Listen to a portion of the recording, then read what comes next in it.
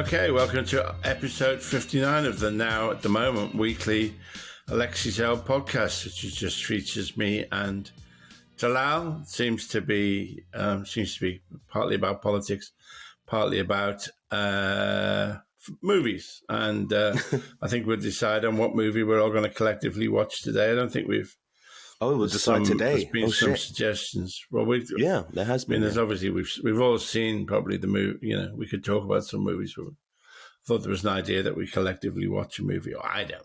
Yeah, that was the idea. Yeah, in an informal sort of way. But then we'll talk. Go on. No, we'll talk. A couple. After you. No, please. I was just going to say a couple of things I forgot to mention last week. I thought about the US elections. One of the things that was ironical, of course, was that Kamala Harris had the help of over 100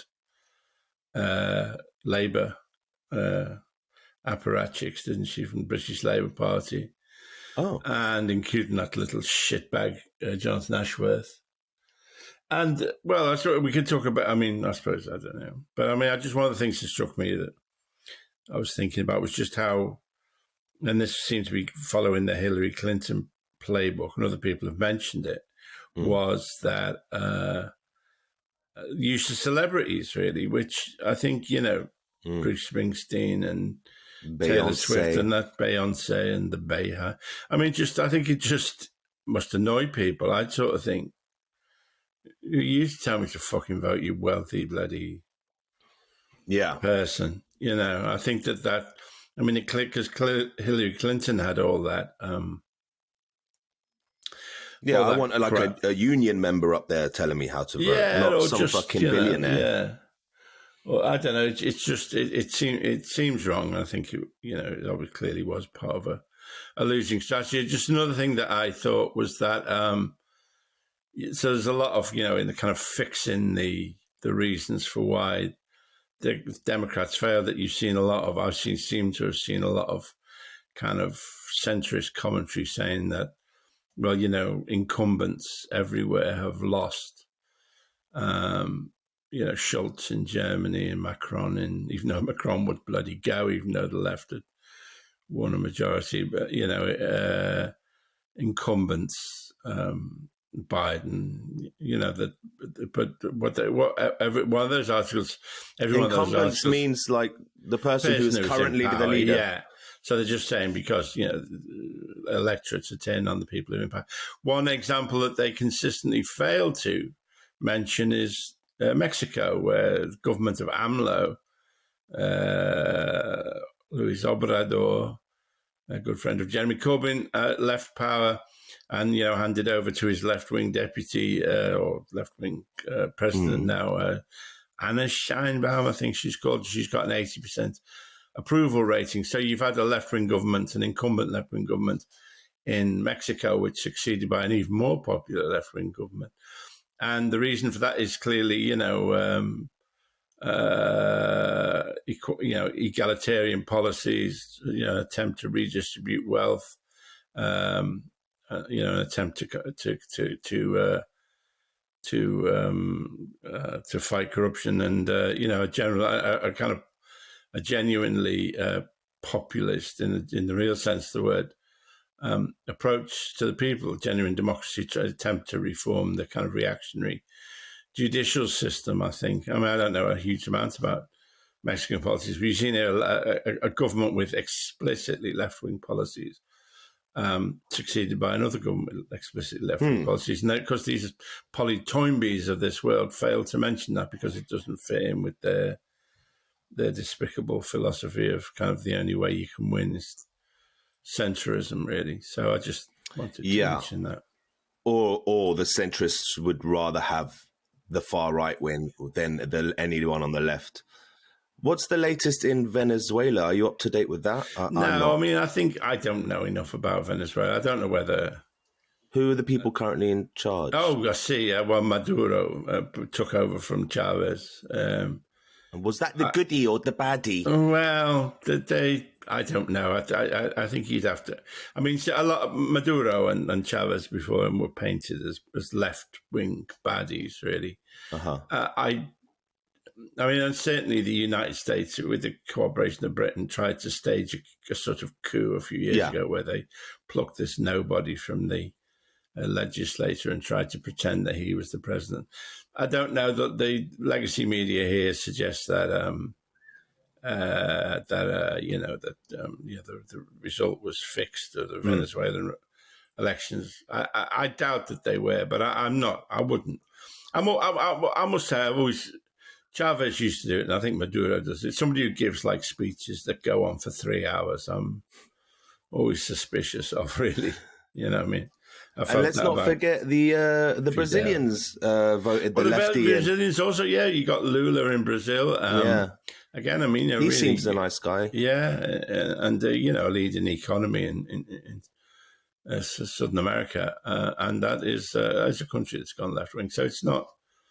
I mean, he took over from Bolsonaro. I don't know. Hopefully that Lula's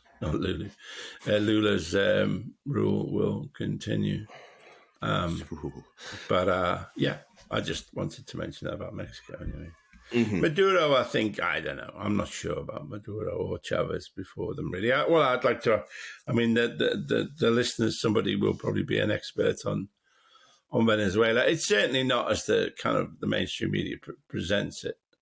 I think there is. I remember seeing I can't remember his name now, Guaido, I think he was called, tried to kind of take a coup.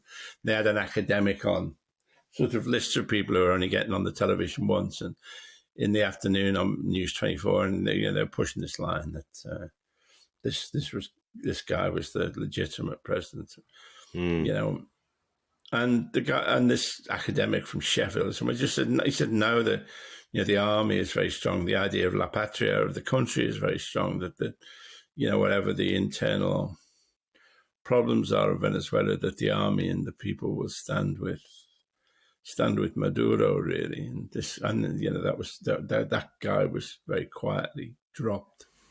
But I think it is. I mean, again, and why, whatever the state of Venezuela is, why there are sanctions, U.S. sanctions against it is absurd. When we don't sanction like Saudi, I mean, it's a country. It's all about the money, baby. Yeah, but it's a country where women are, allowed to drive and so on. It's not like Saudi Arabia. Why not sanction them? No, women can drive in Saudi now. Oh, yeah, sure, that? Of course. I think, but the woman who campaigned for that is languishing in prison for like the 5th year in a row. Anyway, but if any of our listeners know more, give us some insight. Venezuela, I would be glad to hear from them. All right. So at the end of the last episode, we left on a major cliffhanger, Alexei. Yeah, it was huge. You started going on about Liverpool, and how it had been. You were saying stuff about Liverpool that I'm not familiar with at all. So I thought maybe you could enlighten me and the audience about what happened there. You said everything got demolished. Yeah, they kind of got rid of old Liverpool. Yeah, is that like the Liverpool you grew up in? Is not really what it looks like anymore. No, please share. So there is a book that they're asking to send me which I've seen mention of, which is called Liverpool and the Unmaking of Britain by a guy called Sam Weatherall. And I think it is about that, how Liverpool's kind of history, it says it explores the epic history of Liverpool since the Second World War, from its promising rise to its disastrous decline. Liverpool became a prism through which recent British history is brought into a new focus, and provides an insight into what the future may hold for many more communities. I assume it will. It sounds like an interesting book. I think they're going to send me. So it's called Sam Weatherall, Liverpool and the Unmaking of Britain. I think they're going to send me a copy of that. Presumably, it also focuses on the catastrophic redevelopment. I mean, there was an interesting article. I think it was by the Guardian's. I can't remember, who was it by? No, it was somebody. No, it might have been Simon Jenkins. That's right. He was writing about how he was at like a conference of architects in the 60s or 70s, and they were talking about, every city was going to be demolished, and motorways were going to be driven through the center of them. And that to a degree that actually, and it was this extraordinary arrogance of architects and town planners, and kind of top down, and people were either housed in these terrible kind of Le Corbusier style blocks of flats, or they were moved out to these distant housing estates with no facilities. And it was catastrophic, really. And it was funny that there's also this graphic novel Chris Shepherd called Anfield Road, which is Anfield Road, which is sort of backdrop for that. But it was like, and I can remember that because Anfield Road, in a way, our road, we lived off Anfield Road, and our house, and it was like we lived on the side that wasn't the rest from the other side of Anfield Road. No, Oakfield Road. That went through Everton and to terraced houses. Victoria went, and then eventually you got to the city and the river. And our side of the street was sort of left alone, but the other side of the street was just rubble. I mean, it was reduced to rubble from Oakfield Road into the city centre, more or less. That all the houses were demolished. To what end? For how long were they rubble? Years. When I did that comic Roots, which was 1982, I think we filmed it it was rubble for years, and then very slowly kind of just grass grew, I suppose. And then, system built flats were sort of erected in a kind of haphazard fashion. And it's still a bit, I mean, it's still, I think, it's not a cityscape, I mean, it's funny, you watch like coverage of Spain or something, and even when the buildings are modern, they're built on a conventional street layout,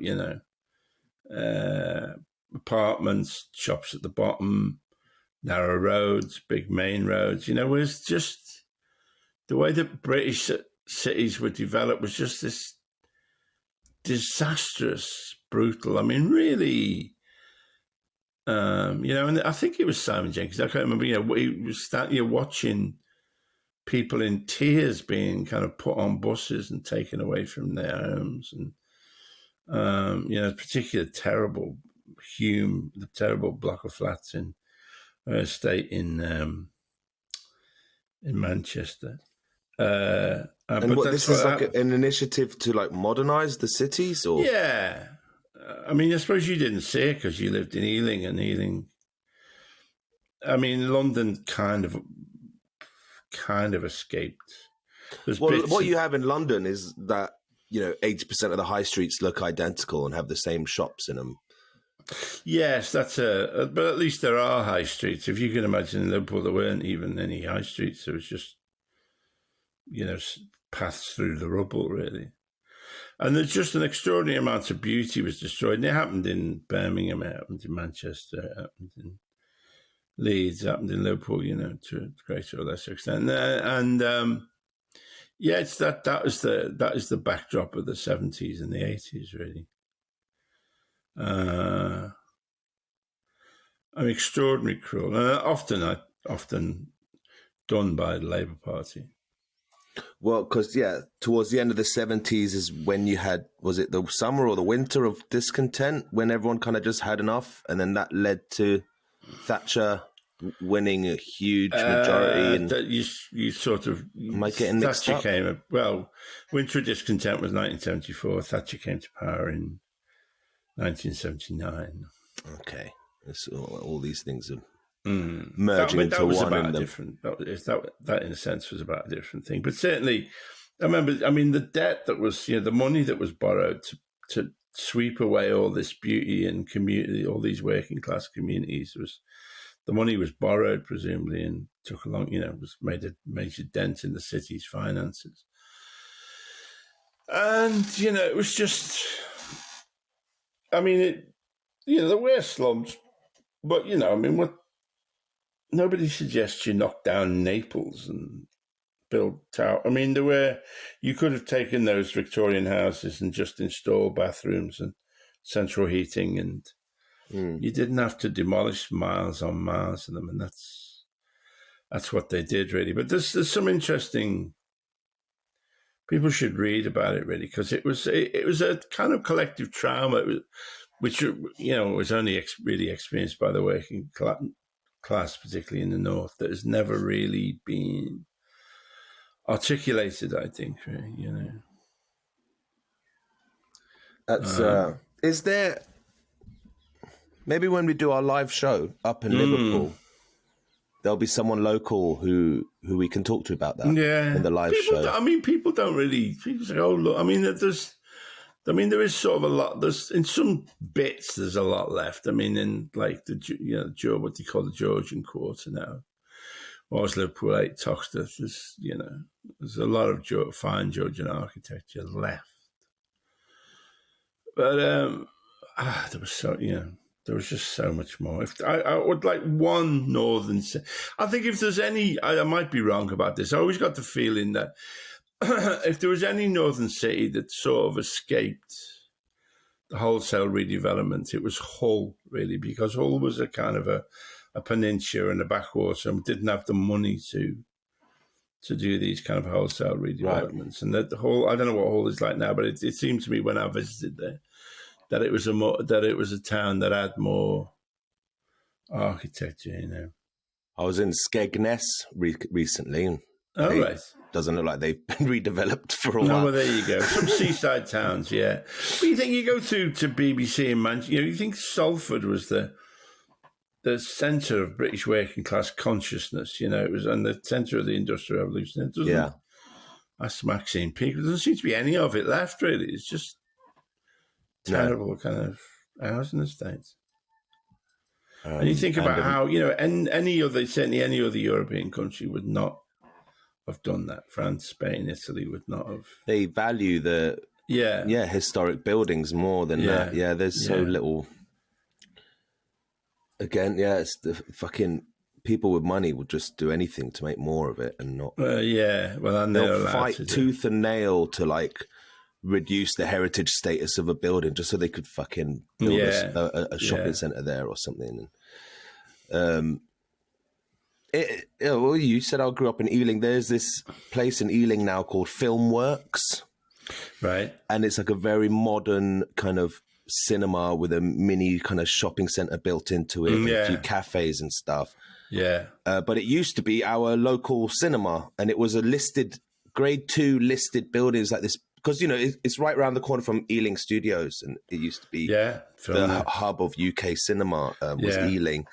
And they built back in the heyday of cinema in the 30s or whatever, they built this fucking gorgeous mini multiplex cinema. It's got like 4 screens in it or something. Mm-hmm. And the front facing side of the building has all this detail and, sconces and like little gargoyles and these beautiful 2 massive like Hollywood style pillars at the front of the building.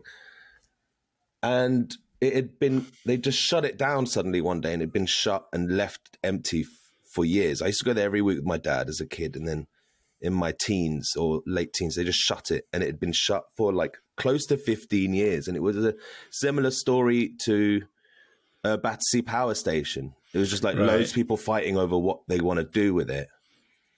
But in the end, and I wish Liverpool had a similar kind of team kind of caring about the buildings, because in the end the council just fought so hard for them not to knock it down. Really? Wow. Because everyone just wanted to knock it the fuck down. Yeah. And build whatever, a fucking Primark there or whatever. And they're like, no. And the front facing side of the building was protected by law. They fought hard to make sure that at the very least the front side of the building with the pillars and the detail and all that, they're like, you can't touch that. Right. So it's now become a really modern cinema. So it's still a cinema after 20 years of battles. Yeah.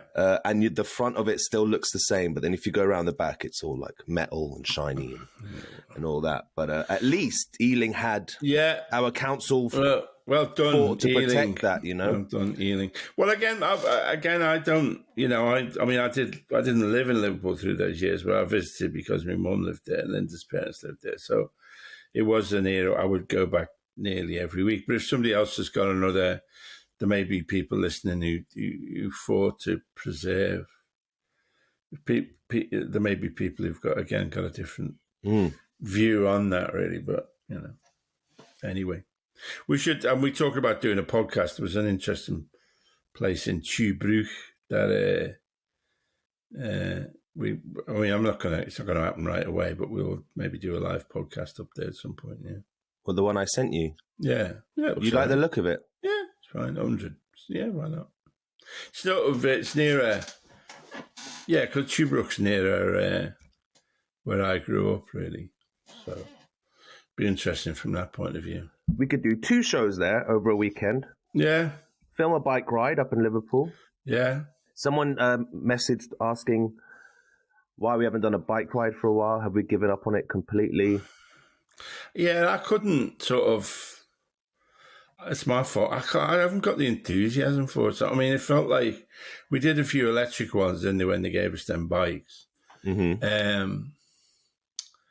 And that piece of kit that you got, the sort of...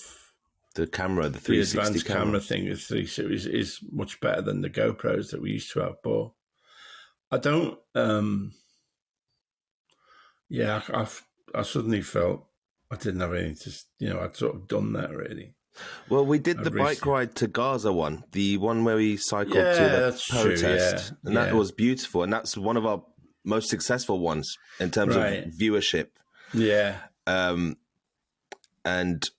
I thought it was really nice. And I'm starting to get better at editing with that camera because it was really tricky. So we got that camera when we got the electric bikes. And it's so weird having, can you imagine having 360-degree footage? You know, my whole life I've been editing just a square of image, you know? And suddenly you've got this wraparound weird video and you're like, what do I do with it? Yeah. Where do I point it? And it's like, it's a lot to take in and think about while you're editing. But by the time we did the Road to Gaza one, I think I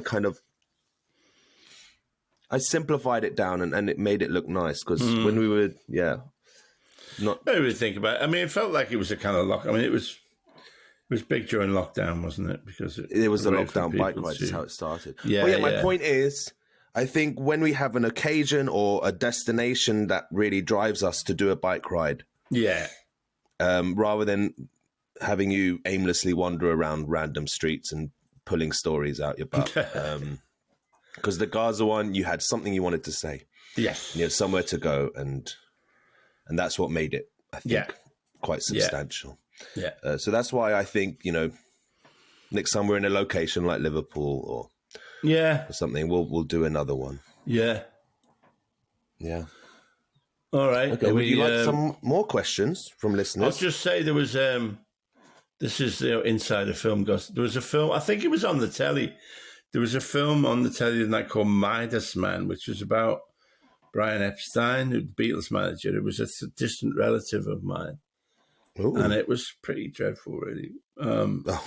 Pretty banal, kind of. And they also, each of the Beatles, there's a lot of films, each of the Beatles looked like who they were playing, but only from one angle. But I remember I was offered the part of Alan Williams, the Beatles' previous manager, the man who lost the Beatles. And they said half a day's filming, you have to shave your beard off. So I said, no, I won't bother. I'm not going to bother. But and so when I watched it on the telly, I didn't watch all of it. When I watched it on telly, Eddie Izzard was playing that part anyway. Playing the part you were meant to go for. Playing Alan Williams, That's funny. Yeah. It's a pretty shit film, really. It's just, it's a sort of... And also, of course, they don't have the rights to any of the music, so it's fine if it's in the early years when they're playing Little Richard songs and stuff. it's fine. But once they get into the where the Beatles started writing their own songs, they suddenly become curiously mute. Did you used to watch Eddie Izzard's comedy specials, the ones from like the 90s? I didn't really. You didn't really? I think I'll take the Fifth Amendment on that one. Oh, okay. All right. We've had we're seeing who's doing these weekly. I've been putting out on our Instagram at alexeisaylepod. If you want to follow us on Instagram at alexeisaylepod, putting out a call out for any questions and stuff. And seeing as we're talking about films, someone asked, when was the last time you went to the cinema?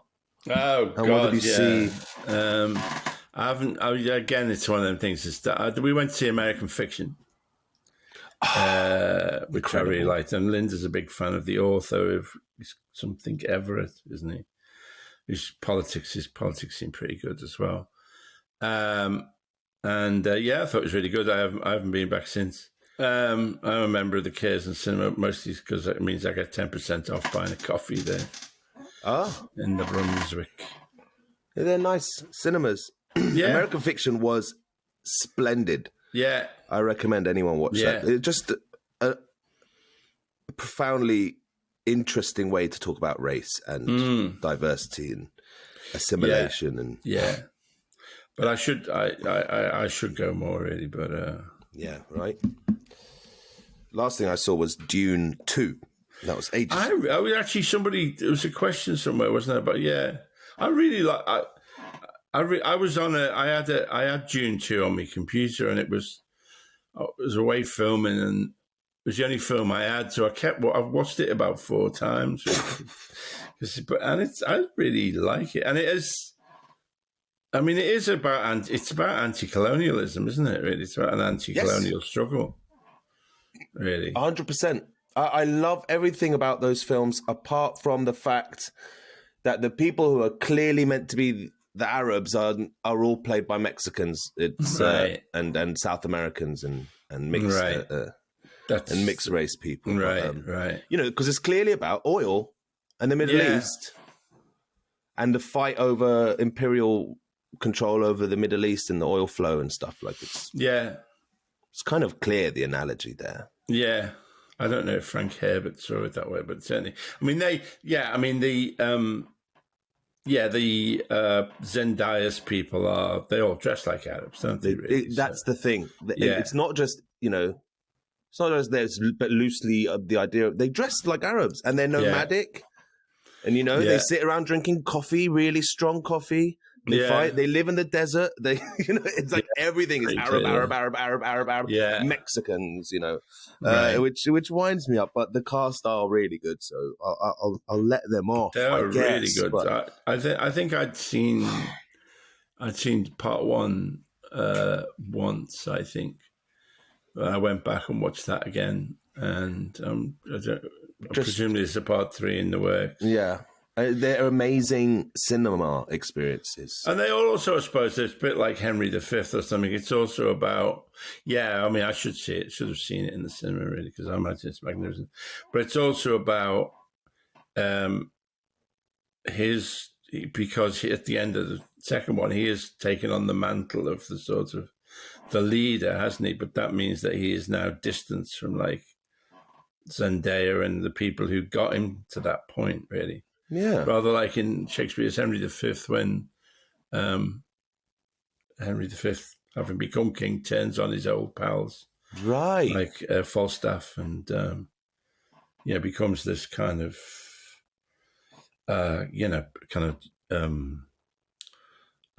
very fanatical. Well, not fanatical, but I mean, becomes takes on the mantle of kinghood and casts off his younger. Or self. I'm not familiar with Henry which one was it? Fifth. Henry V. I've not read or seen. I'm a bit intimidated by Shakespeare, to be completely frank. Yeah, we went to see Coriolanus as well at the National Theatre. Disgusting. Coriolanus. What's disgusting? That joke. Sounds pornographic. With David Holloway, which is it's not a great play, really, but that's a really interesting parallel with Dune as well. And it's like so many leftist revolutionaries who organize an amazing coup and then become horrible dictators themselves. Absolutely, yeah. As you've seen in the Middle East countless times. Yes. South America and stuff. Yeah. Yeah.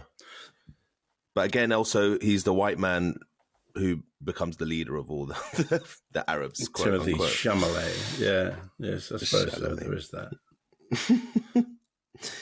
Did you hear about this New York Timothy Chalamet lookalike competition?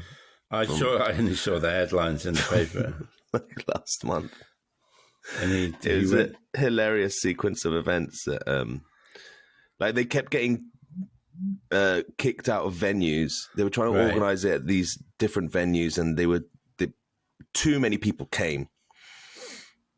For some reason, it was just this huge buzz about it, and so they got shut down multiple times. They ended up doing it in a park. The police came and kicked them out of the park, so they did it in a third or fourth location finally.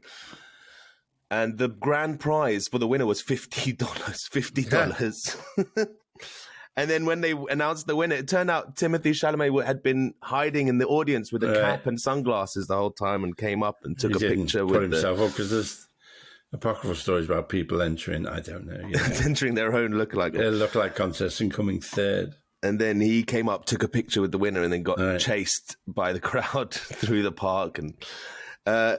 And there are just many great posts about it. And you're not on any social media, are you? You're no.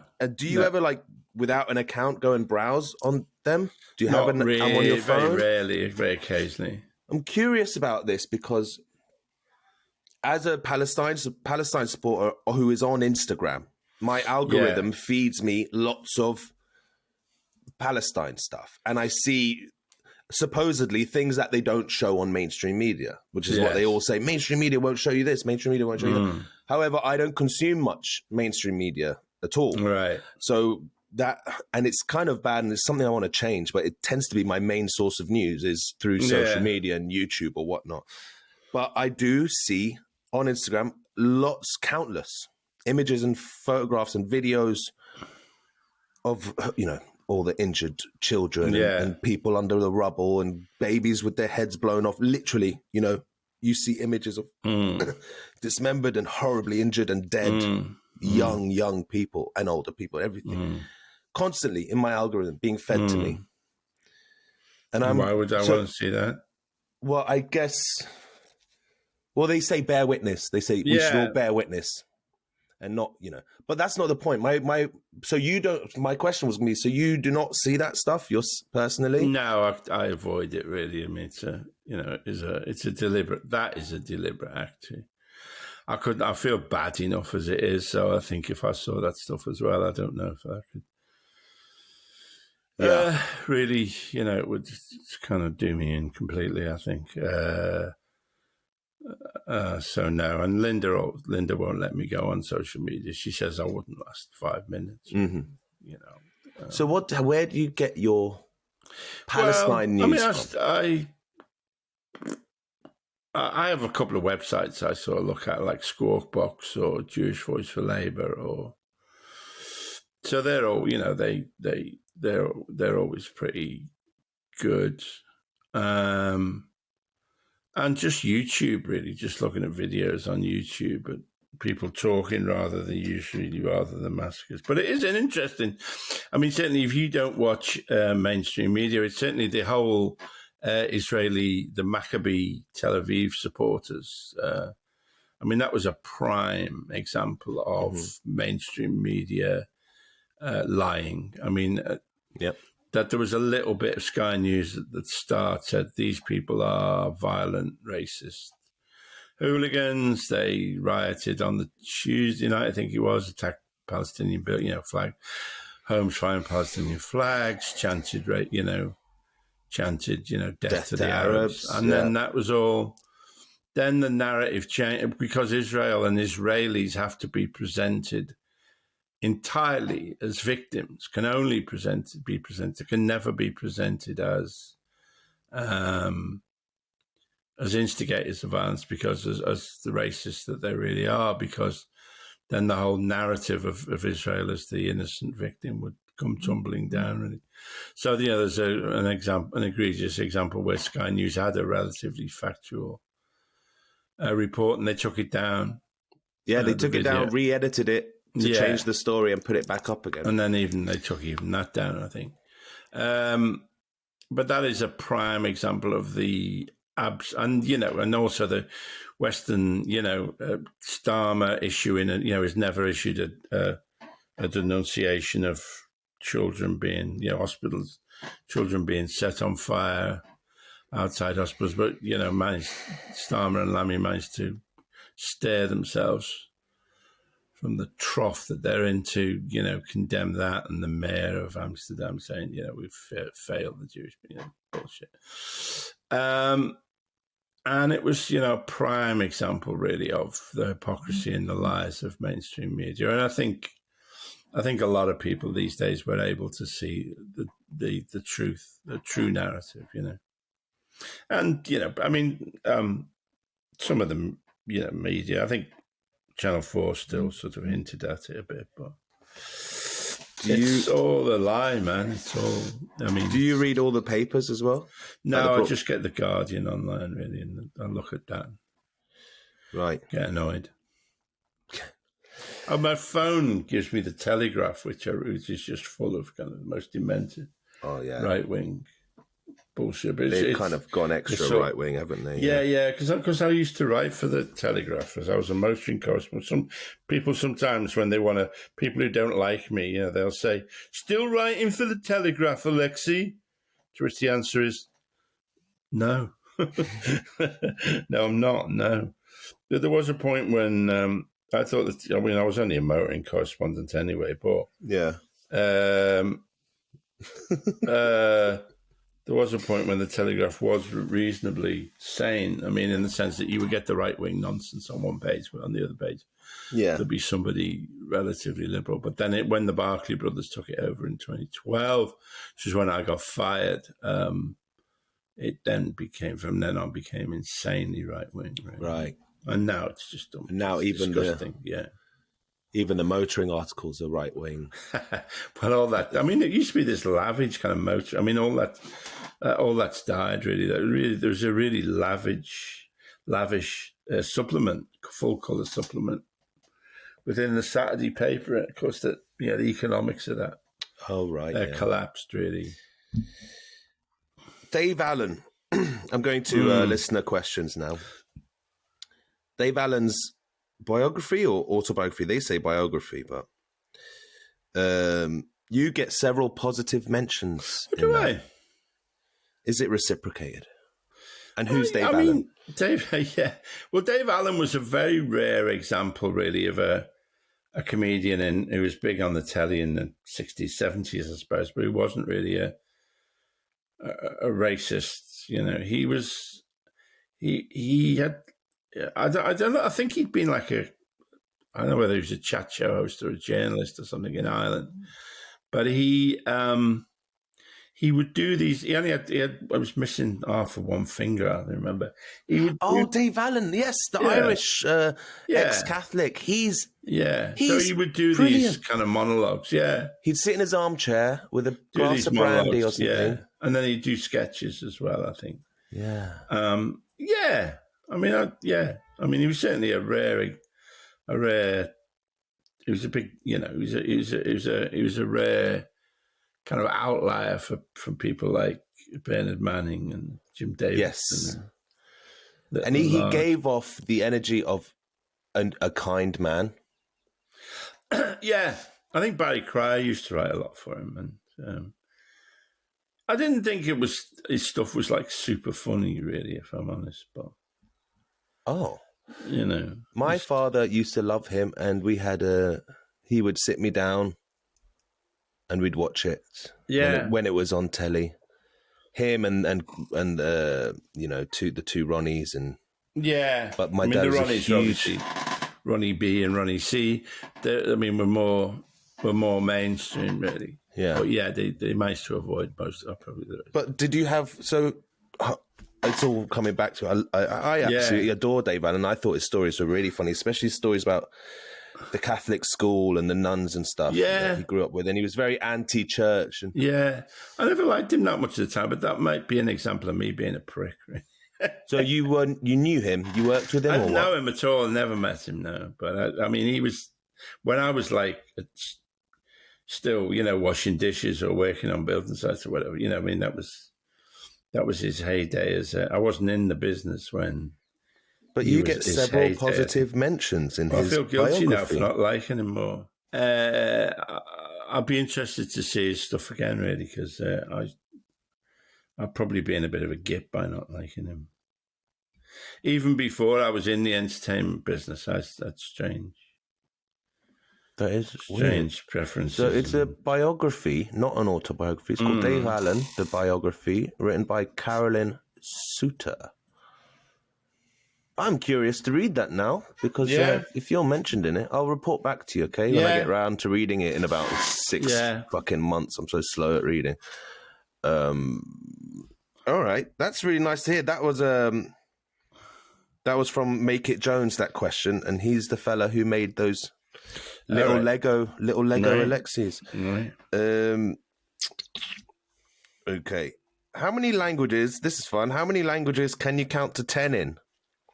Oh, my God. Probably not to 10. I can do one. Can you do Spanish? Surely you can do Spanish. 1, 2, 3, 4, 5, 6, 7, 8, 9 días. Amazing, Alexei. Muchas gracias. Really nice. Okay, do French. 1, 2, 3, 4, 5, 6, 7, 8, 9. Yeah? What's 10? It was 10. 10. 10. Amazing. Really good. Right. Love it. And now Klingon. Really? German? 1, 2, 3, 4, 5, 6, 7, 8, 9, 10. Whoa! German seems to come very naturally to me. I don't know why. Can you do Russian? What the hell's that about? That's crazy, yeah. That was like... Where did that come from? That was a Manchurian candidate fucking level. Yeah. Just had been untapped from your brain. That just came right from the kind of back of the brain for no reason. That's weird. You must know Russian. That's crazy. No, I don't know. From your heritage, no? No. I was watching on Amazon. I apologize for mentioning Amazon. Other delivery apps are available. There's a film about there's a Russian film about this kind of highly romanticized story about. It's called Kalashnikov. AK-47. It's about the story of Kalashnikov and the making of the AK-47. I wouldn't recommend it, but when you said romanticized, I was well, is it probably it's not a romance film, I'm imagining. No, there was a bit of romance in it, actually. Yeah. Oh, yeah. Can you do Arabic? No, I used to be able to, but I can't now. 1 2 3 4 5 6 7 8 9 10. I've had a couple questions about this Lint Cafe in Sydney. There was a bomber or something. Did you hear about this? No, I don't know anything about this. Neither did I. It was two people have asked about it. I'm going to look it up and we'll talk about it. Yeah. Night Voice, I've had a couple questions about. Night Voice. Ask Alexei about Night Voice. His best ever acting role. Yeah. Did you have much say in the character? Yeah. I don't know what Night Voice is. Can you give us some context, please? I was a sort of shabby late night sort of talk jock in, I think it was Sheffield, sort of sad man, and I somehow got involved. And it was a really good piece of acting, but I mean, it was one of those things. I think it was film 2, I think, and I was very excited when it went out, but it sort of didn't really lead to. It was written by a playwright called Dave Shearsby, I think. It didn't really lead to any more or better roles, really. But yeah, I gave it everything, and I've got a long monologue towards the end as the DJ, which I did in one take and got a round of applause off the crew because it was so intense. There was a very young Leslie Sharp on that, who I got friendly with for a while, and Kevin Whately and Neil Dudgeon, who's now, of course, Midsummer Murders. I agree. It's an interesting piece of work, and I am at my best. I was at my best in a way when I was playing. I could do sad, vulnerable sort of characters, really, and that's who he was, and that's what I enjoyed doing. I got cast a lot as heavies and villains, and I was really poor at that. But this isn't really a movie. This is part of a series called Screenplay. Screenplay or screens. So these are plays for TV. 1-hour films shown on BBC Two, I think. From 1990, directed by Richard Spence. Yeah. Clarence Flamer hosts a late-night talk show on regional radio station North Star Sound. A phone call he takes one night leads to his discovering a mortgage scam being run by a group of estate agents. His attempts to delve deeper have tragic consequences. Yeah. Oh. Starring yourself and Kevin Whately. Yeah. Ruth Sheen. Yes.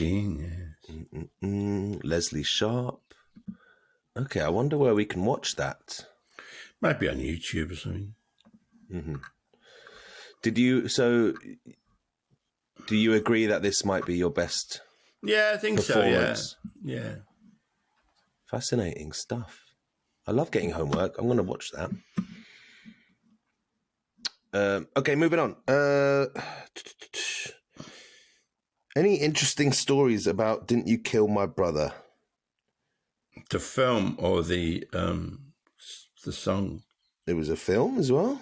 Yeah, it was a comic strip film. Again, it was a 1-hour comic strip film starring me playing twin brothers, a sort of homage to the Cray brothers. Interesting stories. There's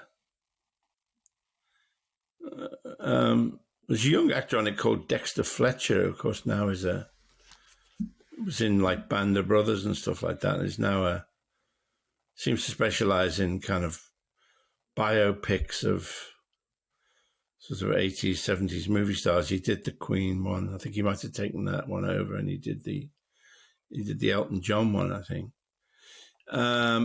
Remember he had a Land Rover, and I had to go in it, and then I bought one.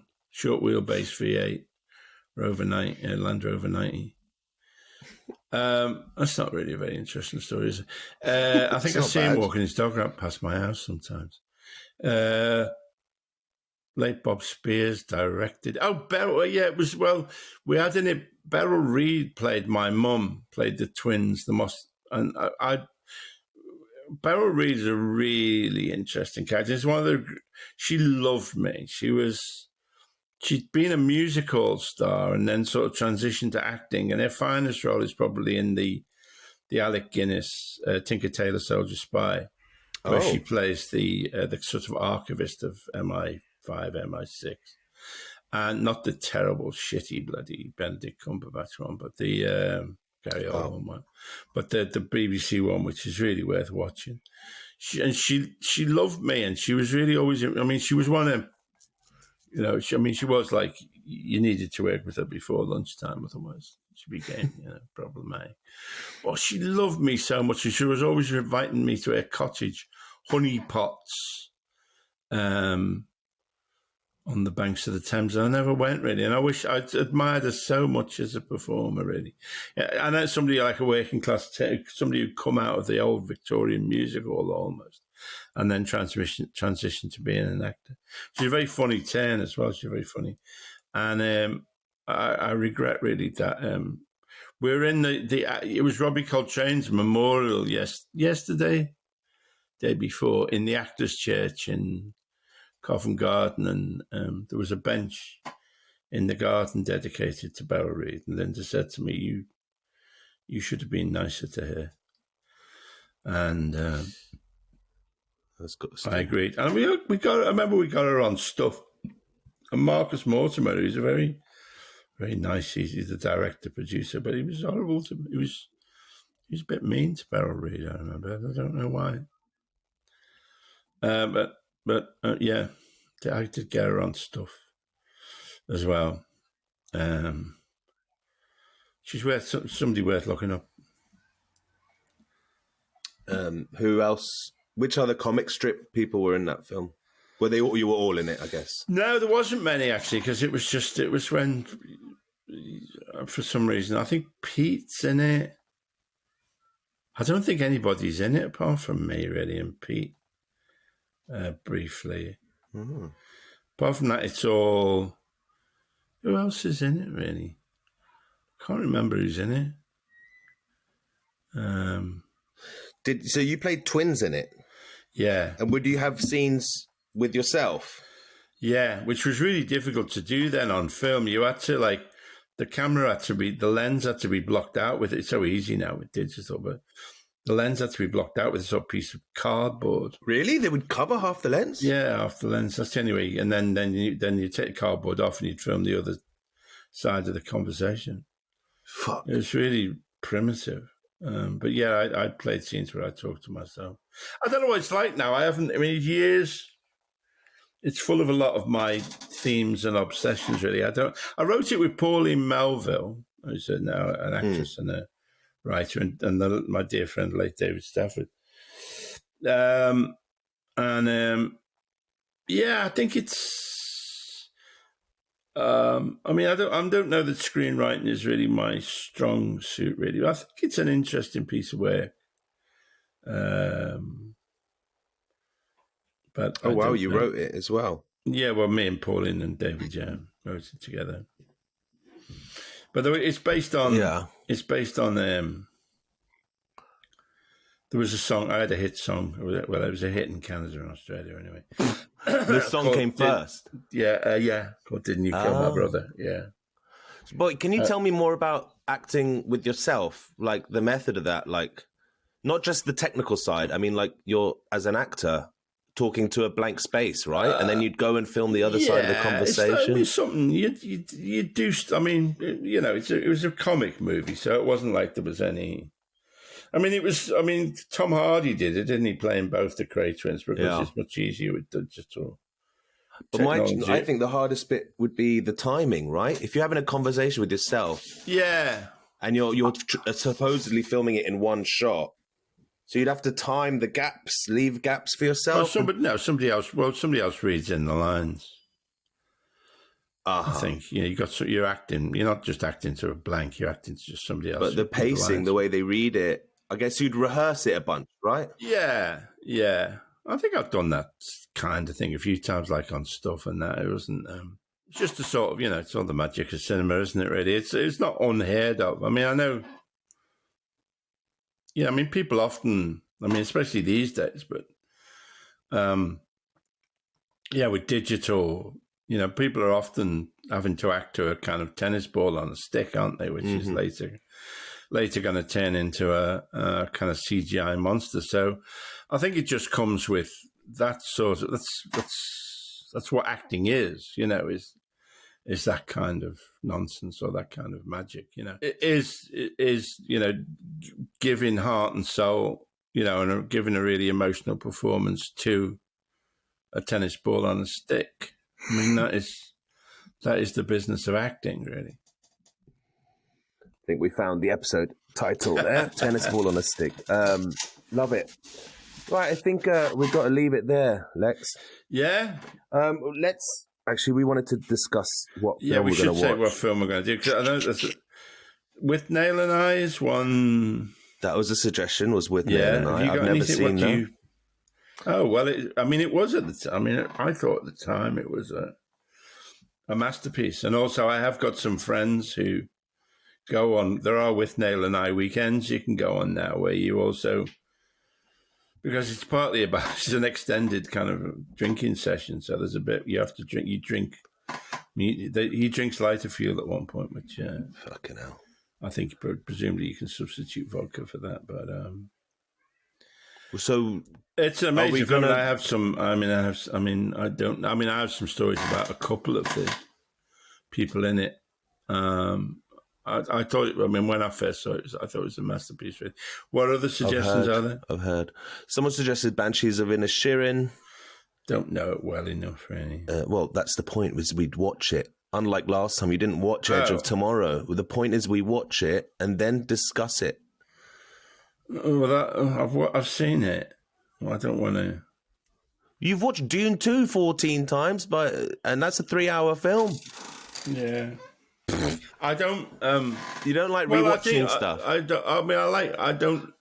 don't want to do the Banshee shit. I think it's too recent as well. I agree. Yeah. I'd rather do With Nil because it is a masterpiece apparently, and I've never seen it, and it's a showcase of great acting performances as well, right? Yeah. And I love drinking. Maybe we could get drunk and watch it. We could match. Two pints. Is that the point? Is you're meant to match him drink for drink on screen? There is a group of people who do that. Yeah, that sounds wild. No thanks. I think my partner likes that film and would want to watch. Yeah, nodding. Yeah, that she'd want to watch it with me. Yeah. So, but we're not going to talk about it until the first podcast of December. Okay. We're going to do a monthly film club. We're not going to give ourselves too much work to do. But it would be great if you watch it and refresh your memory on it at some point. Okay. And listeners at home, there's your homework. You've got about 2.5 weeks, 2-3 weeks to watch With Nail. We'll give you a heads up the episode before we discuss With Nail and I. Okay. Great. Love it. With Nail it is. All right. Any last parting words? No, I hope there hasn't been a diminution in the sort of energy. I hope this is what people want. I've got quite excited about this. Seems to be a kind of re-energized podcast. Mate, and so have the listeners. Thank you so much for all the lovely comments and feedback and messages saying we love the yammering, we love the energy, the two of you just going at it. Had a really nice message saying even though it's so casual and laid back, they still feel the need to concentrate fully. Like they don't like to do their dishes and listen to this. They want to sit down and listen to everyone. I'm like, oh, come on, man, go do your dishes. It's all right. Don't worry, relax. But yeah, we're giving this a go for the next couple months at least, every week. All right. Talal and Alexei and Talal, 100 episodes, the Alexei Sale podcast. All right. Yeah. All right. Bye.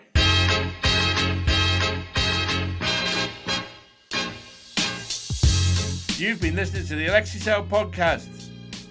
This show is produced and edited by Talal Karkuti. Music by Tarbush Records. Thanks to Audio Boom for hosting us. Please keep your emails coming in at alexeisaylepodcast@gmail.com. Goodbye.